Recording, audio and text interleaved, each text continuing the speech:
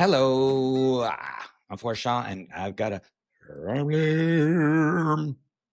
everybody. Hello, all new listeners and viewers. Thank you for being here. We have a great episode today. Before I get into that, I just want to say, if you haven't already, please subscribe or follow the podcast. Subscribe on YouTube, follow on Apple or Spotify. Comments. Leave me some comments. How hard is that?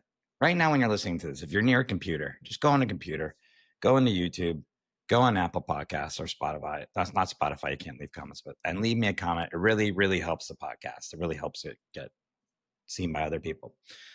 If you want to come see me live, go to forrestshaw.net. All my dates are on there. This week, I will be, where am I this week? I'm going to be doing a show in Miami, in Wynwood. It's on my website. It's the night before my birthday on November 30th in Gramps in Wynwood. Please come out to that. There are some tickets left by the time I'm recording this. Hopefully they're all gone. But if they're not, come and grab some because it's going fast. It's a small room.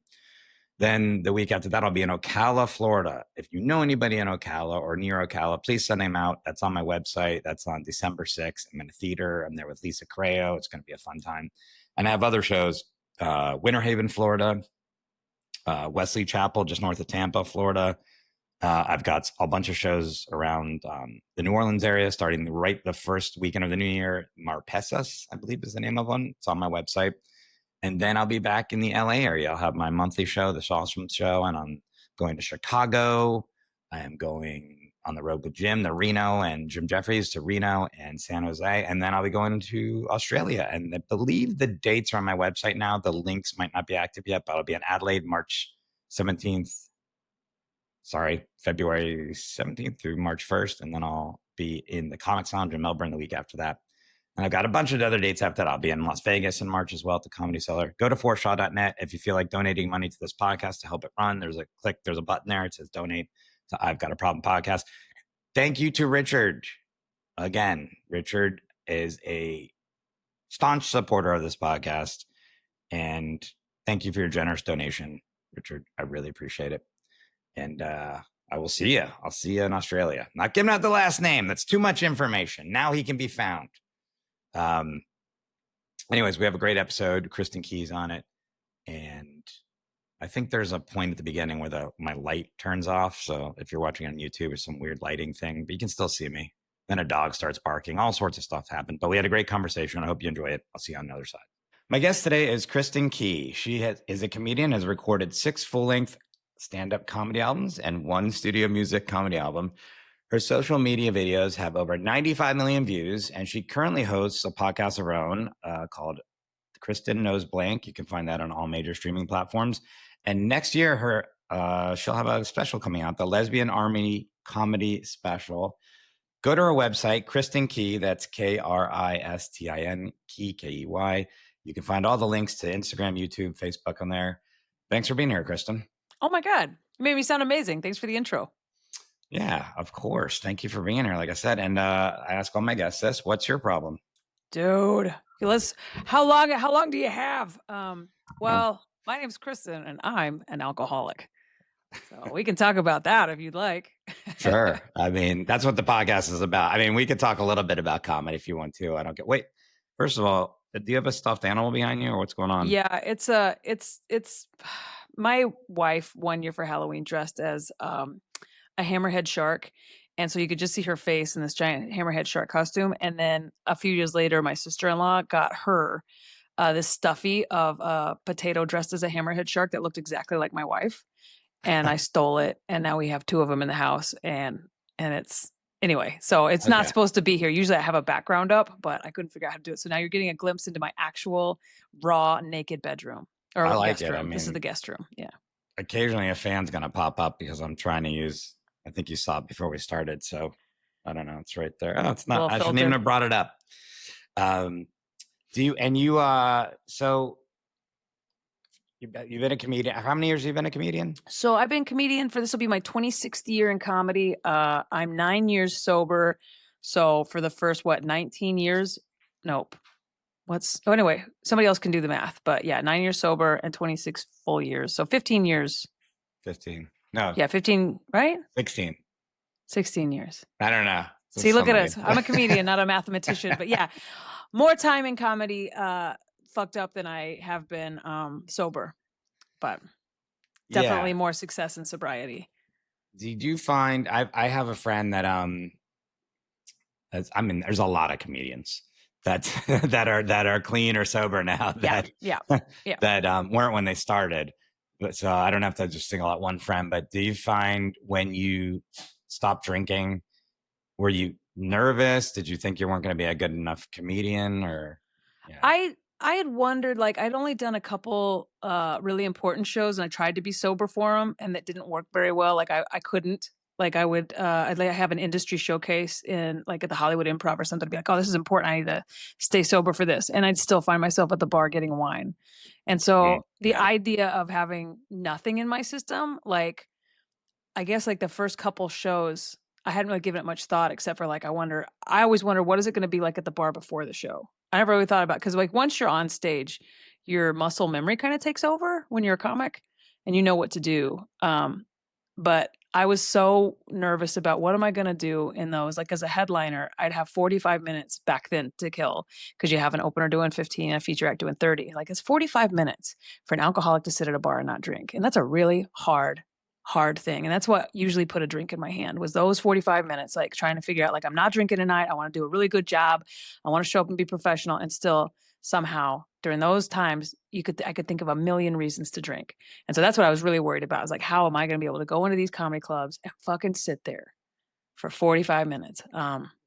But it turned out that, like, that was something I had to, use my recovery tools or whatever to get through, but the act of being funny was so much easier without that albatross around my neck of, like, being, you know, between 3 and 10 drinks in, depending on what show it was, and then, like, now I use that time to, like, write material and polish up a set list and, like, yeah. all the things that I never used to do before because 'cause I'm like, "Oh, that shit'll take care of itself." But, yeah, I think I was worried that I wouldn't have fun anymore was a big concern of mine. It's like, if I quit drinking, well, then what am I gonna fucking do? It's my biggest hobby. Yeah. Well, consistency too is probably a big thing, I think. Um, I don't, by the way, I don't know. We know each other a little bit, but I don't know if you know that I'm a gambling addict. So Okay. that was not necessarily, well, that's not true. I definitely gambled before shows and stuff, but it wasn't like a ritual, a pre-show ritual that I had to gamble. But but I would think consistency would be better too. You know, there's like a famous Patton Oswalt bit on one of his albums where he went to an open mic and some guy was like a heroin addict and he was going in and out of kind of consciousness and just coming back in different bits and he killed and he must have came back and been like, how much heroin did I do when, whatever. Um, but I mean, you catch that lightning in a bottle sometimes, but I think more often than not, you think like, oh, that was a great show. Nobody knew I was drunk or drinking or whatever the case. But yeah, I but they think that knew. was the most common thought I had was, "Wow, this is going pretty good." If they only knew how fucked up I was, they would really appreciate this more. Like, if they only knew my little secret, like how stoned and drunk I am, then and they'd be like, "So for as stoned and drunk as I am, I'm fucking crushing it." And so now that I'm sober, I look back and I'm like, "Oh, well, that's really not the bar that you wanna, set and live up to." It was like, "Well, for a fucked up comic, I'm pretty good." Yeah, I like that. If you only knew exactly what I drank, you'd be really impressed. You'd be Yeah. so impressed. Like, one night in Tacoma, it was my, like, you'd think it was my wake up call, but it wasn't. I almost died in a drunk driving accident that night. That I wasn't driving in for the actual wreck. I started driving and then we switched places because I was too drunk. And the guy driving me was also drunk. So it was just like I'd been drinking all day. I'd done 2 shows that night. 2 very successful shows. It like in merch sales and like the owner was happy. But when we crashed the car and I ended up at the hospital, I had a 0.32 blood alcohol level. Wow. And that was like, you know, 2 hours after showtime, so who knows what my alcohol level was when I was performing, So yeah, it's like one of those thoughts like, wow, you know, 0.32 is wow. it's That's 4 times over the legal limit I of mean, 0.08. forget the driving accident. You could have killed yourself just for the alcohol. I mean, because you would have been higher than that. Yeah. So Well, I mean, that was pretty typical. I mean, not yeah, for weekends, that wasn't that far off. When you yeah. drink that much, your body acclimates to it, and so, yeah. Yeah. Yeah, I guess so. Yeah. 'Cause in my circles, I run with a lot of, like, recovered alcoholics now. In my circles, people are like, "0.328 shit." Like, so, like, it is and it isn't, but Yeah. Yeah. Wow. And so I feel like, not feel like, I know like this is the most successful point you've been in your career, right? Things have really picked for up for sure. you. And do you think, I mean, that, do you think, I mean, I know what the answer to is it too, but do you think you look back and think like, wow, this obviously never would have happened if I was drinking and things like that? 100%, all of it, all of it. And I mean, the little stuff like, I used to self-censor so much when I was drinking, like, I don't want them to think this of me, and I don't want them to see me like this, and so, I guess because I was, like, hiding my some of my because I drank on stage, so that was pretty apparent, but I didn't want them to know how much, how much it affected me. I didn't want them to know, like, I was in the closet for a really long time, so I think, like, being a closeted gay alcoholic, there was a lot of things just, like, I thought I could control and manage how they saw me, and so then when I got sober and I will sing the praises of recovery programs. If anybody's like, "Oh, how do you get sober?" Just go ask for help. There's a lot of different recovery programs. Pick one, go to it, get help. Let people that have done it help you. Because what it did, like my issue was like I had a lot of stuff that I thought I needed to drink over. Like my family's super religious. My dad's a minister. I'm a lesbian, and so I was like, I can't come out of the closet. I just can't be authentic and all this stuff. And so I kept it all inside and I just drank through it. And then when I got sober, like the first 30 days, I didn't really participate in recovery or anything. And so all those feelings were like really bubbling up like, "Well, shit, now I gotta sit with all these fucking feelings. What am I gonna do? I'm miserable." And then, I ended up working a 12-step program, and, despite, like, I'm not religious at all, my dad's a minister, but I'm like, "That's not my bag."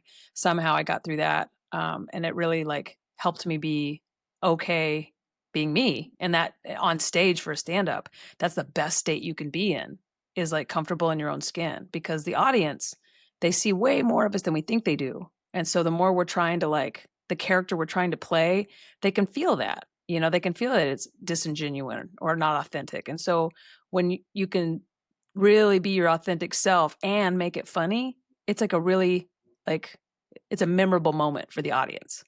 Yeah, for sure. And I think that's been really the, one of the big things that has caused, I mean, maybe we're at the end of a boom, I don't know, but that keep everyone has for comedy. I think things like this, like podcasts, make the are more honest, not necessarily just this Mhm. podcast, but all podcasts. I think there's that little, you're kind of pulling back the curtain a little bit, like, oh, this is who I am, and this is closer to like my true self. And so they see that too. But also I agree too. When I started comedy, man, I look at some of the clips now and I'm just like, oof.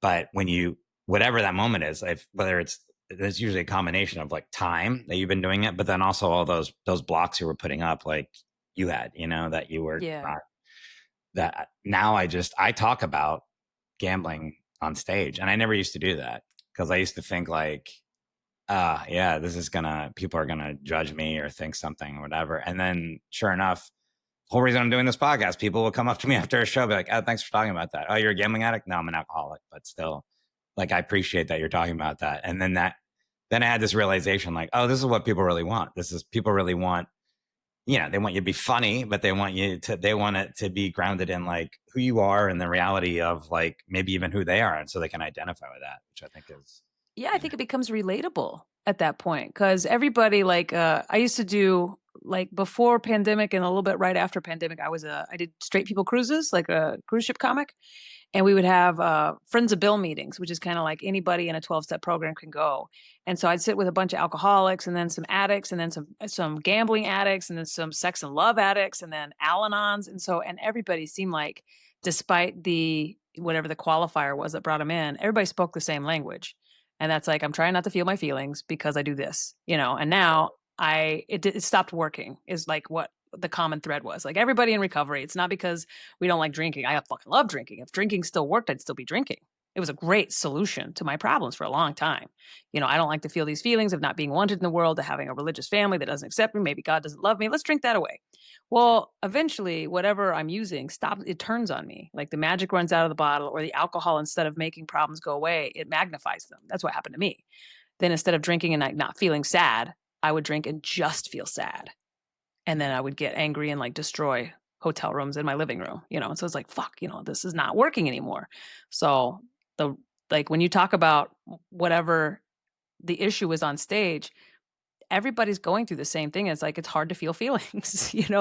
I mean, we would never say that as comics, like, "Hey guys, do you ever find it's hard to feel feelings?" So we have to do it in more relatable ways. Just like, how fun is it to numb out? Yeah. Wow. By the way, a cruise ship. I mean, you're working on it, so you're going to be there. I can't think of that. It doesn't matter what addiction you have. A cruise ship's a bad place to be. Like it's Oh, and they put them alcohol, all right there for you. There's a gambling, casino on a food. cruise ship. Yeah, there's a casino, there's a buffet, and there's copious amounts of alcohol. And they usually drop you off in a country where weed and drugs are handed to you. Yeah, So, drugs, sex. I'm sure there's like all yeah, sorts of yeah. drugs. I would think shopping, like Oh, yeah. like Yeah, anything. yeah. It's like a floating addiction thing. So It yeah. really you'd think the Friends of Bill meetings would be more full, but there's usually, like, you and, like, 2 really old people are like, "I'm just here to keep the lights on." You're like, thanks, Pat." I was dragged to this, but Yeah. Dude, one time we had this guy dropped off, he had dementia, and his family was "Just don't ask him to share because he won't stop," but, like, he feels like, meetings are familiar to him, and so they just park him at the Friends of Bill meeting every day and go off and do whatever they're gonna do, and they picked him up when the meeting was over, and so we're like, "Oh, okay, well, this is a great place for him." Yeah. yeah, that They were must be right, though, he shared once, and it fucking went on and on. that's interesting too. They didn't forget he was an addict. Never. Mm-mm. The I mean, I'm not saying that's every person that has dementia, but it's an interesting case study in that at least where you're just like, oh, well, that's how ingrained it is in our brains and just I heard, like, musicians too, when musicians get dementia and Alzheimer's, they can still play their instrument, like, you hand them put an instrument in their hand, they'll just play it like they used to, so it's probably just like that and 12-step meetings, like, yeah. like, "I'm a Yeah. guitar player and I'm an alcoholic." That's all I'll know someday. Yeah, well, if the movie Coco is accurate, even though it's animated, the grandmother does remember with the song at the end. So Yeah, yeah. yeah. So yeah, I'm gonna use that as another piece of data. From now on, anytime I reference a documentary, it's gonna be animated. Yeah. Pixar. I get all my information from Pixar. Well, if I've learned anything from the Hawaiian culture, citing movie Moana, uh Except I do have a friend, and she's a writer, and she's Mexican American, and she said that this is again, it's based on cultural, it's accurateness, or I don't know if that's the name of the term, but you know what I mean. It's like yeah. so I watched the movie and was like, yeah, the ofrenda and It's the exactly how it all I is. know, and I'm going to Yeah. Mexico. Um, and do you? I did a episode 2 episodes ago, and it was about dating and relationships with addiction. And you mentioned your partner, so I was like, I don't. Is that? Would you be able to date somebody or be with somebody that was drinking still? Oh, my wife still drinks. Yeah, Oh, we've been together for 19 years. So this is easier math. Sober 9, we were together 10 years before I got sober. And they're a normal person yeah, who drinks like a human, and can like have a glass of wine and then put the stopper in the bottle, and the weekend goes on and maybe have one more glass. And then at the end of the weekend go, "Oh, well, I didn't finish that wine," and pour it out. And I'm like, what the fuck? So, yeah, we stayed together. I got sober, and it's difficult. I mean, on so many levels when you know each other as drinking buddies, and then when I'm the one that puts it down, then it becomes like all of our fights now are different, because when you live with an alcoholic, you basically just fight till the alcoholic gets volatile, and then you let them lose their temper, and then the alcoholic eventually has to be like, "Oh, I'm sorry, I didn't mean to like break your picture of your nephew," and we never talk about what we fought about. And so when I got sober, now it was like, now we have to talk about all the stuff that we've like swept under the rug for 10 years. And but I don't know. I think it's been the last 9 we can both agree to. The last 9 have been a different marriage. Like it's like in a good way. Like we're so much happier and less drama. There's just no drama. We don't yeah, have these giant, just giant fights because um like I don't know about I won't speak for her, but for me, like I didn't know how to express feelings. It was like I just have all these narratives in my head and conversations that I've already had without you, and then I'll get really fucking pissed off and blow up, and then find out later that had I told you any of that, we probably could have talked. Well, yes, of course. Yeah. Now we just talk about it when I'm like about to get angry. I'm like, oh man, maybe let me go process this. Maybe talk to somebody. I'll call in a friend, and then go and be like, all right, I feel, I feel like you don't love me anymore. And it seems so silly coming out of your mouth, but like we would have had a giant fight about it because someone wasn't paying attention to me. So Yeah. it's been weird. It's been, sobriety and marriage is weird, but it's like, it feels a lot better. It's just like, it's boring compared to what I was used to. Yeah, just you saying that made me think about my own relationships. Even though I brought it up, but I hadn't thought about swearing. I was thinking about all the times that I was just thinking about 3 or 4. You said breaking a picture of your niece, I think. I was just Oh yeah, yeah, very yeah. specific. So, it's like- so, so I thought of a couple of specific arguments that I had gotten into with um, former women that I dated, uh, and I was like, yeah, for sure that was gambling. And I just didn't even real think about it that it was. And now it makes me think like, I go, I need to come back and apologize. I mean, I'm friends with some of them, but I'm just but yeah, it's yeah, all that stuff. Yeah, man, it's just so much anger Yeah, and sadness too. That's like wrapped yeah, up in that. And it's yeah, it's amazing. And like obviously your life, nobody's life is perfect because you're sober or clean or whatever, but it sure helps a lot. That's a I think it opens the door to like solutions, that I would have never sought out. Like I meditate now, and that was never like something I thought I would do. Because like who has that kind of time? But I had plenty of time to be hungover all the time. And now it's like through stuff like that, um, I'm just like I'm not as angry anymore, or like as expectant of like, I used to say things like, oh, by the time I'm this age, I want to have this. And it's like now I've kind of let go of that. I'm like, oh, well, hopefully by the end of the day, I'll still be sober and I won't have, caused any huge problems in my family or marriage, And if I can do that, I'll pat myself on the back because that was something when I first got sober, I had some really great people around me, and the women in sobriety down here where I live in near Hermosa Beach, like great ladies, and they would like say stuff like, "All you got to do is make it sun up to sundown sober and pat yourself on the back," and like that was where I started. And so sometimes, like some days, that's still the best I can do, but I still like I love to remember like, oh, pat yourself on the back because my natural state is fucked up. And every day that I'm not is like the bonus. It's not like because other people like that aren't in recovery or don't deal with addictions, they don't understand. They're just like, well, just stay sober. Like, cool.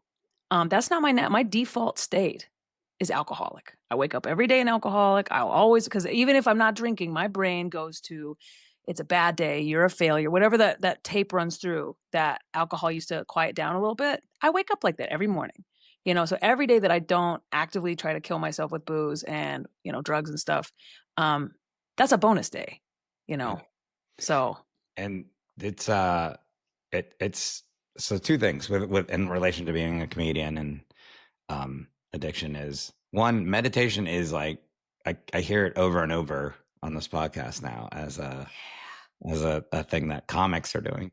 And but also it's just in your nature. When you start comedy, you start comparing yourself to other people.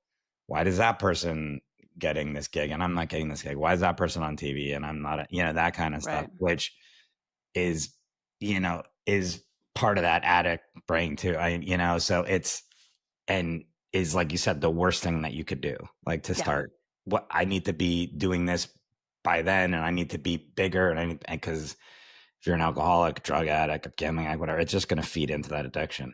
And I think that once you stop thinking that too, then not only are you more at peace with yourself, but then things just, and maybe things aren't happening at a greater rate. Sometimes they do, but I think you just have more gratitude for it where you're like, oh yeah, that was cool. I did that instead of like, why am I not doing that? Right. And the, man, I lost my train of thought of something that was something about comedy, but, it's okay. Um, Well, the meditative aspect too, like I think comics are always trying to find a way to get their brains like centered before a show. in some way, because it's like I got a lot of stuff to remember in there. I gotta like, and you gotta try to stay present in the moment, because if like I like to be in the room when things happen. Like if something happens like unexpectedly in the audience, I want to be present for it. I want to be able to be a part of it and not just be like, oh shit, you just fucked up my whole act. It's like, so I want to be present. I want to be in that moment. And so like before I go on stage, I try to like set intentions. And like early on, I was doing a cruise ship, like early into sobriety, and there was I had 2 shows that week. In the first show, I was working on some new material on a cruise ship, which whatever, it needed to happen. I was trying to expand my set. And I talked about being gay, and the audience was like super not into that. And so the cruise director like was like, "We've had a lot of comment cards that you're pushing a gay agenda on this cruise ship." And I was like, "Well, what are you asking me to do?" And they were like, "We're giving the opportunity if you choose not to perform." I was like, "Are you asking me not to perform?" He's like, "I can't do that legally." I was like, "Cool, because I have a contract and I'm going to continue performing." And I like tried to stay like real, serious about it. And then I went back to my cabin and was like calling my agent and calling my sponsor, and I'm like crying and shit. And someone in recovery gave me some really good advice, and they were like, "Oh, that's none of your business what your audience thinks of you. It's none of your business. Your job is to be the comedian." She goes, "Did you write your act?" I'm go, "Yeah." She goes, "Did you practice it?" I'm like, "I mean, yeah." And I went over it, and she goes, "Are you sober?" I'm like, "Yeah." She goes, "Good. That's it. Do your act. Whether they like it or not, it's none of your business. You're not the critic, you're the comic." And that really like flipped a switch in my brain, like, oh man, yeah, whether they like it or not, I wrote the material. I think it's funny. Of course, I'm going to try it. And if it bombs every fucking time, I'll probably take it out. But for this particular audience that doesn't like my flavor of comedy, I'm going to go up there. I'm going to perform it. I'm going to pat myself on the back because I wrote it. I'm sober. I've tested it. I didn't get up there fucked up. I did everything. I gave 110%, and that's it, and walk away. And now it really helps the way I perform shows. Like before I get behind the mic, I always like sit there and set an intention. I want to bring joy to the room. I want to receive joy from the room, and that's it. And Yeah. then I take my material up, and I don't ever beat myself up over bad shows, but I also don't like jerk off to myself over good shows anymore. It just is what it is. Yeah. That the dopamine rush is different. Like I don't like have these like shows where, the standing ovation, I get off stage, I'm like, yeah, that's fucking great. It's like standing ovation. I go back and I'm like, all right, I'm going to go watch Buffy the Vampire Slayer in my hotel room. Yeah. You know, That's either great way, advice. either way. Yeah. I'm just going to get some dinner and chill. That's great advice. And a non-comic gave you that advice? That's pretty. Yes, a non-comic gave me Mm, that advice, which yeah. was, I mean, only a non-comic I think could like detach from the situation and go, it's Yeah. none of your business what your audience thinks about you. A comic would never say that. And but it was the most relief I've ever gotten, the best piece of advice that gave me relief, because she was absolutely right. It Yeah. is none of my business how they see me, what they think about me, how they talk about me, good or bad. That's theirs. They can have that, they can have all of it, good or bad. My job is to create the best set that I have inside me and bring it to them, and perform it the way that I wrote it, or Yeah. better, and that's it, and let it go. It's none of your business is None of my business. such a great thing. When you said Right? it, I was like, what do you mean it's none of your business? That's always my Yeah. business. I'm always Yeah. like, I can the first thing control you do when you get on the everything. phone with another comic, like, how was the crowd? How was the show? You're like, crowd was, Thursday night's crowd was better, but that, like that. Yeah. just, Yeah. I mean, again, you don't want to, like you said, you keep going up there and just bombing. Yeah, you've identified problem's probably going to be you. Right, right. Which the problems with material are the way you're telling it. But Yeah, as a comic, the difference between, like at some level, once you've been doing it long enough, oh, I can tell when like a joke's not ready yet. It's like, oh, I know why it fizzled out at the end, because I haven't written a good punchline. Or I didn't write a punchline at all. I just thought the premise would be that funny. And I hadn't tested it. And then I get up there and realized, "Ugh, I forgot to write a punchline. Okay, I need to move into something else." So it's like a good joke, right? But if you're standing up there and it's about you, fuck yeah. off. I can't, that's something I can't fix anymore. I'm just going to be gay. Well, if I get nothing out of this podcast, I need to revisit my Jeffrey Epstein jokes. I feel like. Did you write it? Did you practice them? Did you think they're funny? Then yeah, fucking do I thought it was funny, but maybe I need to go back and no. them. Wait, which side are you on? It's none of my business. Well, it's the blurry line. It's kind of. What was the famous quote? There's good people on both There's sides. good people on both. Okay, yeah, we'll see how it goes. Test it. See what happens. I mean, I love the water. I love islands. What are you gonna do? So, did you have a moment like when you were? Did you have?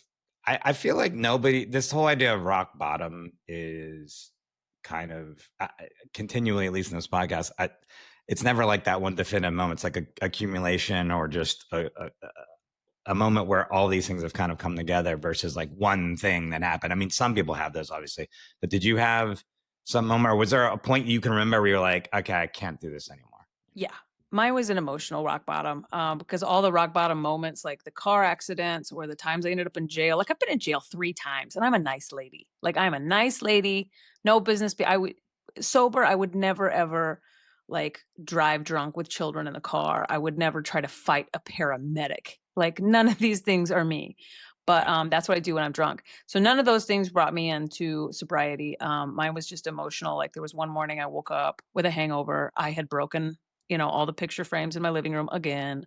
I had thrown a coffee table. I didn't remember any of it. My wife was still asleep. I knew when she woke up, she'd be mad at me. I was sitting on the couch trying to figure out how to Humpty Dumpty everything back together again, and like coming up with like what I was gonna say to her, like, oh, obviously that's fucked up. I should have done that. I need to take some time off. This won't happen again. And then that's what stuck in my head. I was like, I cannot go up there and tell that lady this won't happen again. This will 100% happen again. This is not the first time it's happened. And it just occurred to me that morning. I was like, I don't know what to do because I don't know how to make that stop happening. I don't know how to stop breaking shit. I don't know how to stop breaking promises. I don't know. And so that's what the emotional bottom was. I don't know how to stop the consequences. And so with that, I Googled how to get alcoholic help and got, ended up where I ended up, which was great. And I haven't had a drink since. And I made myself go to that 12-step meeting that day. And I'm so glad that I did, because it was like, and anybody else that's ever been to one, it's like, I think the bravest thing to do, because I've bombed on national television. Like I've been molested when I was a kid. Like this was the hardest thing I ever did, was walk into a fucking church that I do not want to go to with a room full of people with alcohol problems and talk about it. And it Yeah, was the it's best thing hard. that ever happened to me. Yeah. It's hard. It's like super scary. And it's like, and then you talk to everybody and you're like, oh, okay. Like once Yeah. again, They don't think, for one thing, it's a place where I went with a room full of strangers and I couldn't stop crying for a whole hour. And nobody ever looked at me like I was weird. They're all just like, oh, yeah, yeah. That's like so normal. And now when people come in, they cry the whole meeting. You look over and you're like, oh, yeah, that's what I did. Yeah. It's very yeah, normal. yeah. Oh, my hair was better than that, but yeah, that's yeah. What's been your budget on picture frames? It seems like you've probably spent a lot of money on picture frames over the My wife, oh man, back in the day, my wife's solution to all this was she kept putting IOUs for me on everything I had broken. And so I came home one day and there was like Post-it notes all over the house. I'm like, what the fuck are we? She was like, those are all the things you owe me because you broke them. I'm like, oh. And I was like, it is convenient that I never broke my shit. It was always her shit or someone else's. Lord. Yeah, when it goes to like smashing the living room, all my guitars were fine. All the pictures of our family are smashed. It's like, oops. Yeah. Another I trip to s Target. Yeah. Yeah, I stabbed a refrigerator. I don't remember any of this, by the way. So it's like real hard to be held accountable for stuff that you weren't there for. 'Cause I was like, I was blacked out. I would never stab a refrigerator. And she was like, well, you 100% stabbed ours. I was like, ah, that wasn't Yeah, that me. one you'd have to put like some artwork with a magnet over it. Otherwise, you're gonna see it. We did have to strategically hide that for a while so people Yeah. wouldn't be like, what's up with the fucking stainless steel refrigerator with a knife wound in it? Ah, Uh, Kristin got sad.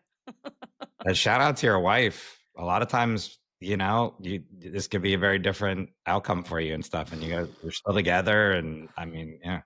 Pretty sure if I would have done it again, like she had a plan for me and it was not stay married and live in our house. I think she was like coming up with an exit strategy of sticking me on a plane to Oklahoma where my folks live and like pawning me off on them. So she had a plan, and it was like we were now like looking back on it, she was like, we were not far away from you being extricated from my life. I was like, ah, good to know. Good to know. Yeah. Yeah. Yeah. Oklahoma. Where in Oklahoma are you from? My parents live in Broken Arrow outside of Tulsa. I grew up in Amarillo, Texas, but they moved uh, about when I left Texas. So yeah, they've been out there for a long time now, like 16 or 17 years. Yeah, man, when I was driving a couple times, when I was it was Tulsa and Oklahoma City. It was 2 different times I was opening for Jim Jeffries, and we drove there. And one of the times we stopped at the Tiger King's place. I think it's on the way to Tulsa. Oh, yeah, yeah, yeah. Yeah, but it's That's all not too man. far. That's, Yeah. what is it called? Winnie Um, yeah, but yeah, it's in the Panhandle, outside of Texas, between Texas and Oklahoma, like in yeah, that yeah. stretch of highway, yeah.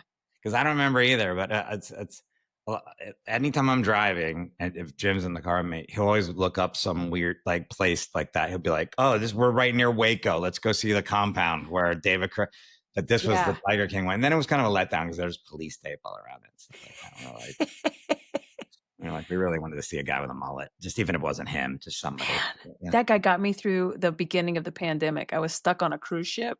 My yeah. cruise ship was the one that got COVID, and they wouldn't let us port in San Francisco, like, we were the first case of COVID to come to America, Oh my gosh. and so I was on that ship, and, they took all of us and quarantined us on military bases, and so I was, like, stuck on a military base for 2 weeks, and I watched Tiger King, and I was like, "Oh, okay, maybe life's gonna be okay," you know? Thank God for this guy, just brought me a little joy. Yeah. Yeah, what if this is conspiracy now? What if COVID was created by Netflix just to promote the Tiger? Because everyone watched that at the beginning of COVID. I mean, that's genius. Oh, biological marketing. It's the thing of the future. But how long were you on a military base? Right? How long did that 14 last? days. 14 Huh? days. 14 You- days? Oh my Yeah. gosh, you were on the cruise ship, and everybody on the cruise ship got transferred to this Yeah. military. Oh Yeah. my, wow.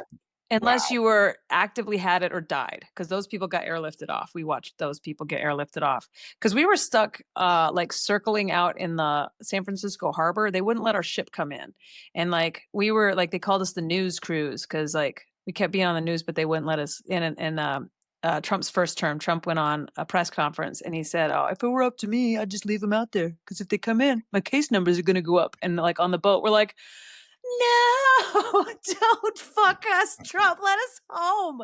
I And remember that. yeah, I didn't know you're on that that was current, my but I ship. know Yeah, I was the exactly. Yeah. comedian on the Grand Princess, and then I never worked for them again. All right, now is the time for segment. I don't even know if I call it a segment. 8 lucky questions. Woohoo. Don't know if you study or not. Doesn't matter. There are no wrong answers. First question: what's a small thing someone did that helped you more than they know? Oh my gosh. I think saying my name out loud to me in a meeting, I think was probably it means a lot. Like the first time someone said, "Hey, Kristen, good to see you," and I felt like I was a part of a group. So my Oh, it was recovery related. Yeah, yeah, yeah. It meant more yeah. to me than they'll ever know. Just saying my name out loud made me want to come back. Isn't that weird how that works with your name? Like when sometimes after a show, like someone will remember your name, and you're like, "Wow," like, and You know me. Yeah, like why that's a big deal. Yeah. older crowds, I find, remember your name more than younger crowds too. Like whenever I do an older crowd, they're always like, "Forrest, that was a good show." I'm like, "Whoa, okay." I was like, but it's an interesting. That's a really good observation. I like that where it's just like it really just they cared enough to even remember that. And I think it also shows the absolute insecurity of a stand-up comic, that no matter who we are, what we're like, just you knowing my name, I'm like, "What?" Like, sometimes I like it's amazing to me that I have any friends, and people are like, "What? You're so personal." Like, it just sometimes means the world to me that a friend of mine is like, "Well, you're my friend." I'm like, "Really?" I'm Yeah. What song best describes your addiction? Um, oh man. What song? Boy, I should have studied. I had one in my head when I first read the questions. What song best describes my addiction? Um, mm, mm, mm. Do you want to family feud it? Move on. Go to a different one. Let me think about it. Yeah, yeah, yeah. I'll come back. Let's go to the next one. What do you? I'm sorry. What's the dumbest excuse you ever told yourself to justify your addiction? Oh, that my wife wouldn't like me anymore. Because one time on a date, my wife told me, "I don't think I could be with somebody that didn't drink." And she just was saying it like while we were having beers one night. And it was like year one, like fourth or fifth date. And I'm sure she was just being funny because we were drinking together. I held on to that until like even the morning I got sober. And I was like, it's worth it. If she leaves me, it's worth it. I got to get help. But I was like, I held on to my wife won't like me anymore if I don't drink. Oh, Yeah. that was a long time. You held on to that. Yes. Well, I mean, gosh, anything you can hang on to keep drinking, you know? Yeah. What do you think is the worst addiction? um, the worst addiction. I think they're all on the same level. I don't think that there is, I mean, each one of them, addiction in itself is just, I've heard it described as a dis-ease. It's whatever separates me from help. It's whatever convinces me that I should be alone and dead, or like just, so I'm gonna say they're all equal. I can't addiction, like having an untreated is the worst addiction. Untreated. There you go. You got it. Yeah. Hey, either way, no wrong answers. These are all good. So, what one word would you use to describe your addiction? Hopeless. Hopeless. Shame, shame, shame. Let's go with shame. Shame. Okay. Final Shame. answer. I always felt, yeah, my final answer, because I would wake up a lot and feel shame. Yeah, Very shameful. shame is a Shame. terrible one. Yeah. Shame is I as a gambler, you feel shame coming out of the casino. Because Yeah. you're not, you're not trying. And so that ride home, I would like punch my steering wheel a lot. Yeah. Remember, just like, you're so stupid, and say stuff. Yeah. Like, God, it's terrible. What about one word to describe your recovery? Hope. Hope. It was the Yeah. first feeling I felt the first time I saw someone else, I was in a room full of people that were in recovery. I felt hope for the first time. I feel it all the time. Hope. Yeah. There's possibilities. When before that, I didn't think people could change. I was like, oh, people who are there, if you're a piece of shit, you're just a piece of shit. I watch people shit become awesome people all the time now because of recovery. Yeah. Yeah, it's amazing when you look back that anything was accomplished in your life at all. That's the way I always look at it. Like, I'm amazed that I did anything then. Yeah. So much, you know, depression and anger and all that stuff. What's your proudest moment in recovery so far?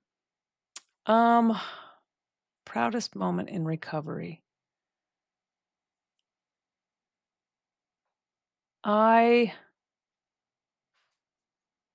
You know what? It's not recovery related. I think it's career related, but I'm real proud of it. Like, I got to, I've had a couple TV appearances that I was like, still like weird and nervous about, but I got to go, perform at a Brandy Carlisle music festival earlier this year. It's her Girls Just Want a Weekend. And like, I, uh, I was about to walk on stage and Brandy was like, oh, do you get nervous before these? And I was like, you know what? I don't, because I'm sober now. Like, Hmm. and I went over, like, I was like, I know my material. It's all been tested.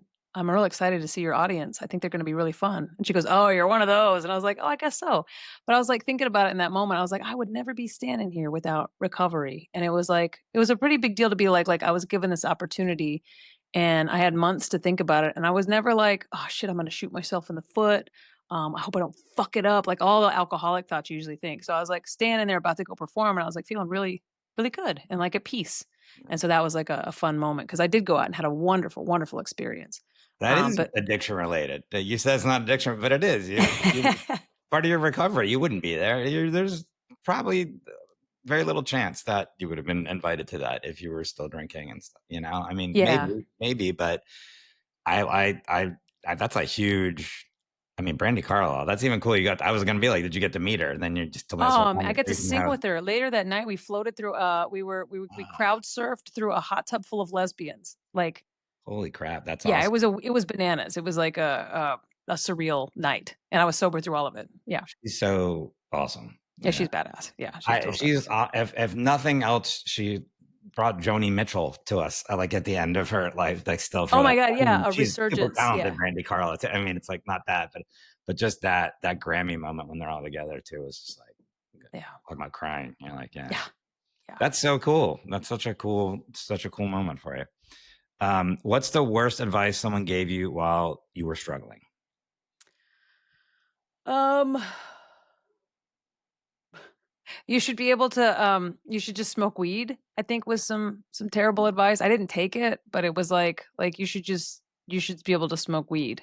Have Yeah, you tried California sober? I think was probably bad advice. yeah, I didn't take it, but um, yeah. You can't give someone that advice. yeah, Like sometimes I know people that have stopped drinking or actually doing like really hard drugs and stuff, and then they stepped down to marijuana or weed first, and that helped them, which was they were in a better place, and then eventually they got out of that. Some people didn't, but you can't just tell someone like that. That's not. This It is the wasn't, yeah. solution. Yeah. I don't think it would have worked well for me because of my brain. Like Yeah. because I smoked pot alcoholically when I smoked pot. I was like, I wasn't just like oh, I can just smoke pot and like whatever. It was like it wouldn't have been great for me. Yeah. Yeah. Yeah. Oh, Well, that or no. Worst advice. Worst don't go to that certain program because it's too Jesus-y. You'll fucking hate it. yeah. And little did I it's not. And so I was like really surprised. So I was like, I'm so glad I did not stay away from the program that I ended up choosing because this person that's not in it thought it was too Jesus-y. Because I'm like, oh fuck, it's not Jesus-y at all. It just like Yeah. I'm so glad I didn't listen to that I and hate stay that. away. I am the least religious person you'll meet. Yeah. And that whenever I hear that, I'm like, nah, you're wrong. Yep. You're wrong. I'm like, it's I not like wouldn't that. go. I wouldn't be a part Yeah. of it if it was religious. Yeah. I don't like religious shit. Yeah. Yeah. What advice do you have for someone that is struggling? Um Ask for help, it gets better. That's it. Go ask for help. Ask somebody that's gotten sober how they did it and then trust that it gets better, you know? I heard someone say to me the first day I was sober, I heard someone that was sober 5 years that day. They were like being acknowledged for it. And they said, the only thing that I've done is take every suggestion from this particular program. I took all the suggestions and it got me 5 years of sobriety. And I thought about it and I was like, you know what? I can do that. I can take suggestions. And so yeah, if you're struggling, just ask for help. There are people that have not just gotten sober and survived, they thrive and are happy and like laughing, smiley, positive assholes, and you can be one of those. So yeah, just ask for help and it gets better. You can be the best asshole you can be. Yeah. Yeah. Do you want to take a swing at the song? Or do you... I do. I don't know if it sums up my addiction, but it's like the song I used to put on a record player and drink vodka and listen to. I used to listen to 10cc I'm Not in Love over and over and over again. And I'm not sure why, but I could like anytime that song comes on, I can still picture the glass. I can hear the vodka and the giant ice cube clinking. And it Yeah. was at the end of a whatever, just at the end of a run when I'm having my last few vodka with no more mixers, just vodka and ice. I would put that record on and just be fucking sad. So yeah. Can you still listen to that song? Oh, I love it now. I fucking Yeah. love it. It's like the same reason I love to watch movies about people that hit rock bottom. I just fucking love to watch a train wreck. And so when that song comes on, I'm still like, oh man, I could still be just like sitting on a couch wishing I was dead. Yeah, You that know? song's so good. You wouldn't It's want so good. Like it. Yeah. musically, it's fun to listen to. It's got all kinds of like I watched a whole Yes. Facebook video of how they made it recently. Yes. Yes. I watched this So too. incredible. So now I'm like getting to like look at it from like a musical point of view and not just like a sad alcoholic feeling shit. Cause like it's just great to feel sad too. But then when you look at the musicality of it, it's like it's actually just really great to appreciate as a song. Yeah, I'm not a musician, and I don't know if it was Facebook, TikTok. When I saw how they made it. If for people listening, whatever I'm just gonna do it real quick. But they recorded their voices right at different Mhm. tones, and then Mhm. used those as the chords and instruments. So when you're Yeah. yeah, The background layer tracks of is all just voices with different like synthesized and yeah, at different pitches and octaves. They would just bend them, and so it's really really cool what they did. yeah. So instead of an instrument, yeah, it's when Yeah, I if you Google 10cc, not in love, yeah, and just how it was made, it's a good time. It'll blow incredible. your mind. Yeah, Yeah, enjoy that rabbit hole. It is. Yeah, yeah. yeah. It's like Brian Wilson would have appreciated that song very much. 100%. Yeah. And then Yeah, they make that song, I don't like reggae. They're all over the place. 10cc. They're like, I yeah. forgot about that. I don't like reggae. I love it. Yeah. Yeah, I never got fucked up and listened to that one and cried. Maybe You that weren't would have been drinking on rum, I next. guess. You weren't drinking rum. They drink rum to that song. Kristin Key, thanks for being here. Please check out Kristin. Go to kristinkey.com. You can see all of her dates for her tours. Go check her out and look for her special next year, the Lesbian Army Comedy Special. Thank you, Kristin. Thanks, Forrest, for having me on. This has been really fun. Thanks again to Kristin for being on the podcast. And remember, if you are feeling like you might harm yourself, you're feeling suicidal, you need some help, call a crisis hotline in America and Canada. It's 988. It's 988, super easy. Go to Wikipedia and search list of crisis hotlines by country, and it'll pop up and it'll have your country in there. And there's someone waiting to help you if you need help. That's it for this week. I will see you guys next week. Love y'all.